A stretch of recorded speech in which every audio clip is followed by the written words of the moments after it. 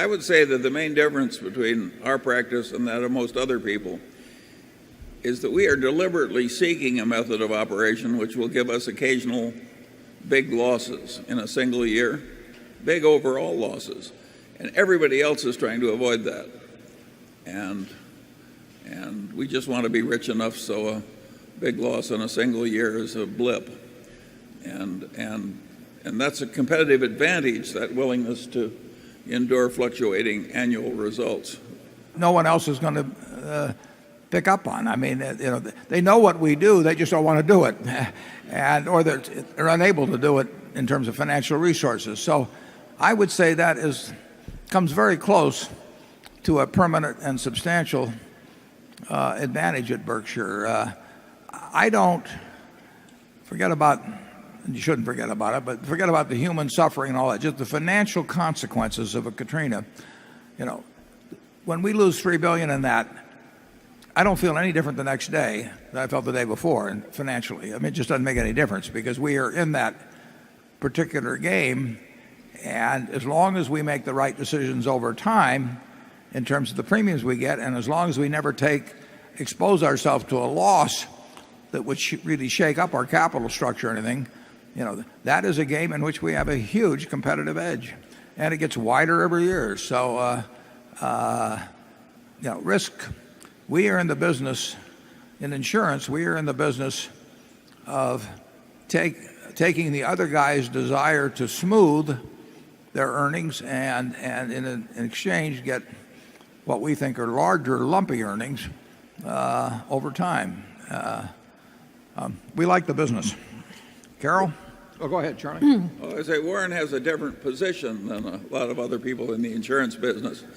After a year in which Berkshire has a big loss, he can look into his shaving mirror and say, your shareholder still loves you. Other people are not in that position. Charlie and I knew a guy from Omaha who 40 or 50 years ago was one of the richest guys in the United States, named Howard Amundsen. And Howard had a fetish about owning 100% of everything that he came in contact with. And so he said, when asked why, he said, I like to look in the mirror and say, all my shareholders love me. And I'm not quite that extreme, but I like to look in the mirror and say, enough of my shareholders love me.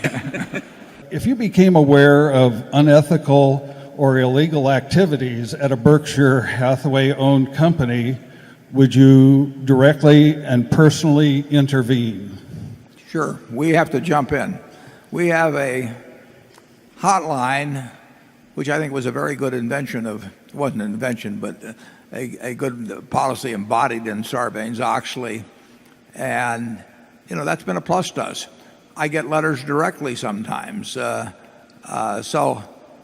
I want to hear about problems. I hope somebody else has heard about them first and already gotten them solved. But if they don't get solved someplace else, I want to hear about them. And we have an internal audit function, which is important at Berkshire.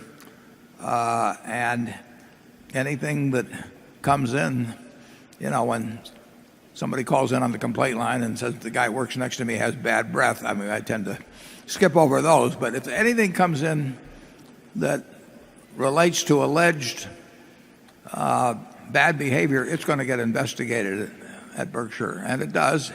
And every now and then, there have been some important transgressions that have come to us via either letters to me or calls on the hotline or maybe letters to the audit committee, whatever. We encourage that. Charlie? Yeah, we care more about that than business more. We have a letter that goes out every roughly 2 years. It's the only communication. I probably ought to put a copy of it in the annual report sometime so that the shareholders see it. But it's a page and a half long. It asks the manager to tell me if something happened to them that night, who I should consider putting in charge of the place the next day. Doesn't mean I'll follow their advice, but I want to know their reasons and the pluses and minuses. But it starts off basically, and it says, look, we've got all the money we need. We'd like to make more money. We love making money, but we don't have a shred more reputation than we need. And we won't trade reputation for money, and we want that message to get out. It's the reason we stick that Solomon thing in the movie every year. I mean, you can probably, some of you can recite it by now, but I don't think it can hurt to keep repeating that story. And the one thing we tell them that message, and then I've added a new line in this, and I say, if the reason you're doing something, the best reason you can come up with is that the other guy is doing it, it's not good enough. There's got to be some other reason besides the other fellow's doing it, or you're in trouble. And I tell them, call me if anything's questionable. If you think it's close to the line, give me a call.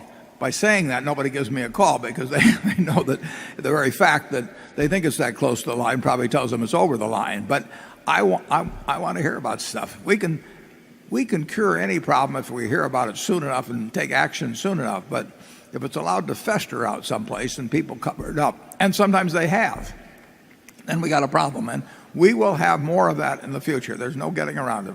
If you have 260,000 people, there's going to be some things going on. I just hope we hear about them fast. And I hope their managers hear about them even faster and do something before it even gets to us. But we want very much to protect the reputation of Berkshire. It's the right thing to do. Charlie? Well, it is absolutely essential. And Berkshire averaged out has a very good reputation, as you can tell by the ratings from major media and surveys. And that is absolutely precious to us. In a sense, you people are part of the culture too. The ideal is not to just make all the money that can legally be made without causing too much legal trouble. The idea is bigger than that. It's that we celebrate wealth only when it's been fairly won and wisely used. And if that idea pervades the culture of the place, including the shareholders, we think that's very helpful to us.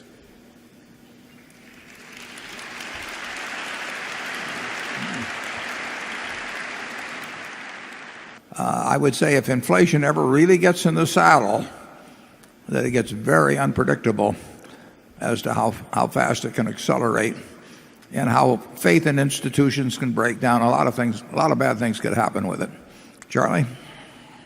Yeah, the best defense, of course, is to contribute as much as you can to the civilization and expect to counter inflation's effects by your. That's the safest antidote. The idea that just by outsmarting other people you can somehow profit from the inflation is a much more dangerous course of action. Yeah. Your money can be inflated away, but your talent can't be inflated away. If you're the best brain surgeon in Omaha or the best painter or whatever it may be, you will always command your share of the resources around you. And whether the currency is seashells or $10 million notes or whatever it may be, talent is a terrific asset to deal with any kind of a monetary situation. But Charlie and I have to fall back on money.